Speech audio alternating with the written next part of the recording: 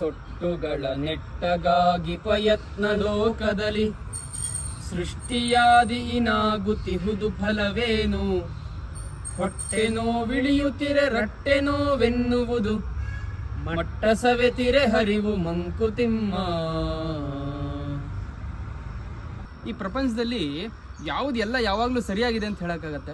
ಏನಾದರೂ ಒಂದು ತಪ್ಪಿದ್ದೇ ಇರುತ್ತೆ, ಏನಾದರೂ ಒಂದು ಸೊಟ್ಟುಗಳು ಅಂದರೆ ಈ ಥರ ಇಂಪರ್ಫೆಕ್ಟ್ ಅಂತ ಅಂದರೆ ಯಾವಾಗಲೂ ಕೂಡ ಏನಾದರೂ ಒಂದು ಸೊಟ್ಟುಗಳು ಇದ್ದೇ ಇರುತ್ತೆ.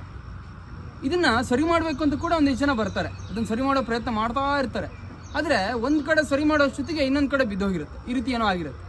ಉದಾಹರಣೆಗೆ ಹೊಟ್ಟೆ ನೋವು ಅಂತ ನಾವು ಔಷಧಿ ತೊಗೊಂಡು ಮಲ್ಕೊಂಡ್ರೆ ಮಾರನೇ ದಿನ ಭುಜ ಬೆನ್ನೆಲ್ಲ ನೋವು ಹೋಗುತ್ತೆ ಮಲ್ಕೊಂಡು. ಅಂದರೆ ಹೊಟ್ಟೆ ನೋವು ಅಂತ ತೊಗೊಂಡಿದ್ದು ಮಾತ್ರ ನೆಕ್ಸ್ಟ್ ನಾವು ಭುಜ ನೋವಿಗೆ ತೊಗೋಬೇಕಾಗತ್ತೆ. ಅದಕ್ಕೋಸ್ಕರ ಈ ಸೊಟ್ಟುಗಳು ಕಂಡಿದ ತಕ್ಷಣ ನಾವು ಸರಿ ಮಾಡಲೇಬೇಕು ಅಂತಲ್ಲ, ಇದರ ನಡುವೆ ನಾವು ಜೀವನ ಮಾಡಬೇಕಾಗತ್ತೆ. ಈ ಪ್ರಪಂಚದಲ್ಲಿ ಈ ಸೊಟ್ಟುಗಳು ಎಲ್ಲಿಲ್ಲ ಹೇಳಿ ಅಂತ ಒಂಥರ ಕ್ವಶನ್ ಕೇಳ್ತಾ ಇದ್ದಾರೆ. ಎಲ್ಲಿ ಸರಿಯಾಗಿದೆ, ಎಲ್ಲಿ ಸಮವಾಗಿದೆ ಅಂತ ಕೇಳ್ತಾ ಇದ್ದಾರೆ. ಸತ್ಯ ಅಲ್ವಾ? ನಮಸ್ಕಾರಗಳು.